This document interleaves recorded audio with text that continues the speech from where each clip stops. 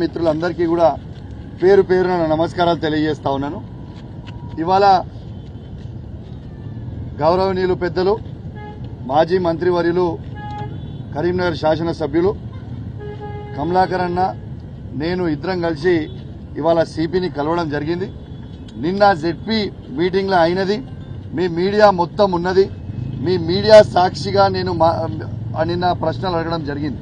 ఏమని అడిగినా నిన్న నేను హుజరాబాద్ నియోజకవర్గంలో పేద ఎస్సీ ఎస్టీ బీసీ మైనారిటీ పేద విద్యార్థుల భవిష్యత్ కోసం వాళ్ళ స్కూల్లో అరేంజ్మెంట్స్ వాళ్ళకి బాగా చేసిండ్రా, స్కూల్లో వాళ్ళకి బుక్స్ ఇచ్చిండ్రా, స్కూల్లో బట్టలు ఇచ్చిండ్రా, భోజనాలు మంచిగా పెడుతున్నారా, క్లాస్ రూమ్లు నీట్గా పెడుతున్నారా లేదా అని నేను ఎమ్మెల్యేలతో రివ్యూ మీటింగ్ పెట్టుకుంటే డిఈఓ గారు అసలు ఎమ్మెల్యే గారు రివ్యూ మీటింగ్ పెడితే మీరు ఎట్లా అటెండ్ అవుతారని నోటీస్ ఇవ్వడం ఎంఈఓలకి ఎంత బాధాకరం అని చెప్పి సందర్భంగా తెలియజేస్తా ఉన్నాను. ఇవాళ వాస్తవంగా చెప్పాలంటే ఇవాళ కమలాకర్ గారు జిల్లా మంత్రిగా ఉన్నప్పుడు ప్రతి సంవత్సరం మీరు రికార్డు తీసుకోవచ్చు, ప్రతి సంవత్సరం ఎడ్యుకేషన్ మీటింగ్ స్కూల్ స్టార్ట్ అవుతున్న ఇయర్లో రివ్యూ మీటింగ్ కంపల్సరీ జిల్లా హెడ్ క్వార్టర్లో పెట్టేది.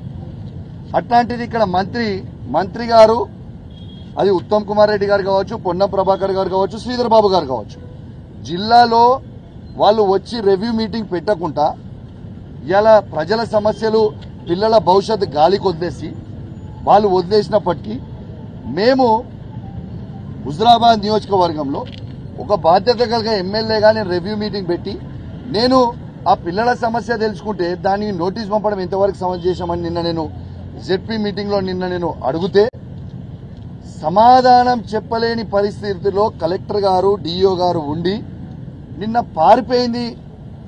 జెడ్పీ వాళ్ళ నుంచి అధికారులు మీ అందరి సాక్షిగా వాళ్ళు పారిపోయారు. నేను అధికారులను అడుగుతా ఉన్నా, ఇలా మీరు సమాధానం చెప్పే పరిస్థితిలో మీరు లేకపోతే ఎందుకు అట్లాంటి తప్పుడు పనులు చేస్తున్నారని నేను అడుగుతున్నా. అది వాళ్ళ పని తప్పు అని మీకు తెలిసే మీ దగ్గర సమాధానం లేకనే మీరు వెళ్ళిపోయారు కదా. అట్లాంటి పరిస్థితి మీరు ఎందుకు తెచ్చుకుంటున్నారు?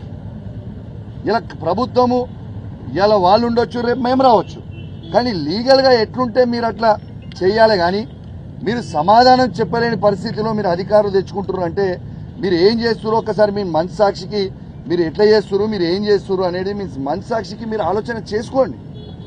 ఇవాళ ఒక జిల్లా పరిషత్ సిఓ గారు, దాని అధ్యక్షన జెడ్పీ చైర్మన్ గారు ఉంటారు.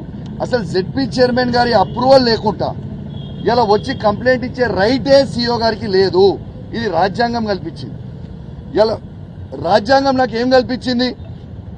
ఒక శాసనసభ్యునిగా నా గలం ఎత్తుకోనికే ఇలా జెడ్పీ ఆఫీస్లో కావచ్చు, అసెంబ్లీలో కావచ్చు, ఇలా ఎత్తుకునే అవకాశం నాకు ఉన్నది. దాన్ని మీరు తుంగలకి ఎట్లా దొక్కుతారో అని నేను అడుగుతా ఉన్నాను.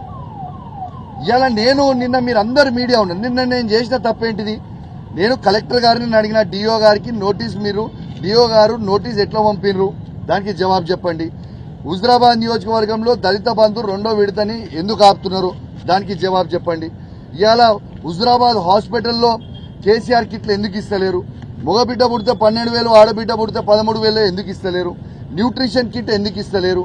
ఇలా జమ్మికుంట హాస్పిటల్లో గైనకాలజిస్ట్ డాక్టర్ని ఎందుకు తీసేసిండ్రు? ఇలా నేను అడగడం తప్ప ఇవి అడిగితే దీనికి జవాబు చెప్పలేక మీరు ఆఫీస్ నుంచి వెళ్ళిపోయి ఇలా మీరు వెళ్ళిపోతున్నారు. మీరు ఏమని వెళ్ళిపోతారు?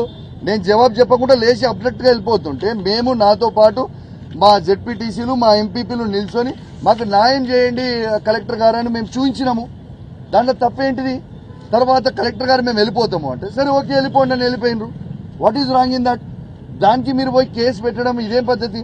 ఇవాళ నేను కూడా జిల్లా సిపి గారికి ఇవాళ పిటిషన్ ఇవ్వడం జరిగింది. ఇది మాకు జిల్లా సిపి గారు రిసీప్ట్ కాపీ కూడా ఇవ్వడం జరిగింది. ఇలా ఖచ్చితంగా దీన్ని కూడా ఎంక్వైరీ చేసి సిఓ గారి మీద కూడా ఎఫ్ఐఆర్ చేస్తా, దీన్ని ఎంక్వైరీ చేస్తా, నిజం అయి ఉంటే ఎంక్వైరీ చేసి ఎఫ్ఐఆర్ చేస్తా అని కూడా సిపి గారు కూడా మాకు చెప్పడం జరిగింది. దీన్ని ఎంక్వైరీ చేసి న్యాయం చేస్తాం మీకు కూడా అని చెప్పడం జరిగింది. మాకు పూర్తి నమ్మకం విశ్వాసం ఉంది సిపి గారి మీద, ఖచ్చితంగా న్యాయం చేస్తారని నేను కోరుకుంటా ఉన్నానని చెప్పి ఇప్పటికైనా కూడా నేను ఈ అధికారులు మన కరీంనగర్ జిల్లాలో ఉన్న అధికారులకి నేను రిక్వెస్ట్ చేస్తా ఉన్నా.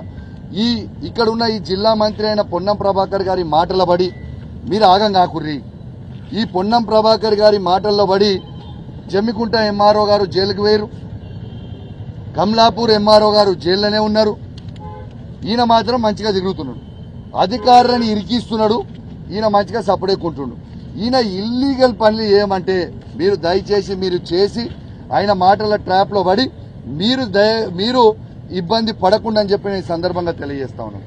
ఖచ్చితంగా నేను కూడా రేపు నేను కూడా స్పీకర్ గారి దగ్గరికి పోయి ప్రివిలేజ్ మోషన్ ఖచ్చితంగా డిఓ గారి మీద సిఓ గారి మీద ఖచ్చితంగా నేను మూవ్ చేస్తా అని చెప్పి కూడా ఈ సందర్భంగా మీ ద్వారా తెలియజేస్తా ఉన్నాను. ఖచ్చితంగా వీళ్ళకి ప్రివిలేజ్ మోషన్ మూవ్ చేస్తాం. రేపు అసెంబ్లీలో కూడా ఈ మాటని మేము గలమెత్తాం. ఈ కేసులు ఎట్లా పెడతారని చెప్పి కూడా మేము ఖచ్చితంగా అడుగుతామని చెప్పి కూడా ఈ సందర్భంగా తెలియజేస్తా ఉన్నాం. ఇంకోటి కూడా చెప్తా ఉన్నాం, మీకు ఈ ప్రభుత్వానికి చెప్తా ఉన్నాం, మీరిట్లా మా మీద ఒత్తిళ్లు పెట్టి కేసులు పెట్టిస్తే ఈడ మేము భయపడేటోళ్ళం కాదు. ప్రజల సమస్యల మీద ఖచ్చితంగా కొట్లాడతాం, మా గలం ఎప్పుతాం. మీరు ఇచ్చిన 6 గ్యారెంటీలు ఇచ్చే వరకు మేము మీ వెంట పడతాం, మా గలం ఇప్పుతూనే ఉంటామని చెప్పి కూడా ఈ సందర్భంగా తెలియజేస్తూ, మీరు ఇట్లా మమ్మల్ని ఇబ్బంది పెట్టి మా బీఆర్ఎస్ కార్యకర్తలను కూడా ఇబ్బంది పెట్టాలనుకుంటే మేము భయపడేది ఏం లేదు. ఖచ్చితంగా మా బీఆర్ఎస్ పార్టీ కార్యకర్తలకు కూడా మా కరీంనగర్ జిల్లాలో కమలాకర్ అన్న నాయకత్వంలో ఖచ్చితంగా మేము గట్టిగా అండగా ఉంటాం. కమలాకర్ అన్న వినోద్ అన్న నాయకత్వంలో ఖచ్చితంగా అండగా ఉంటాం ప్రతి కార్యకర్తగా తెలియజేస్తూ సెలవు తీసుకుంటా ఉన్నాను. జై తెలంగాణ.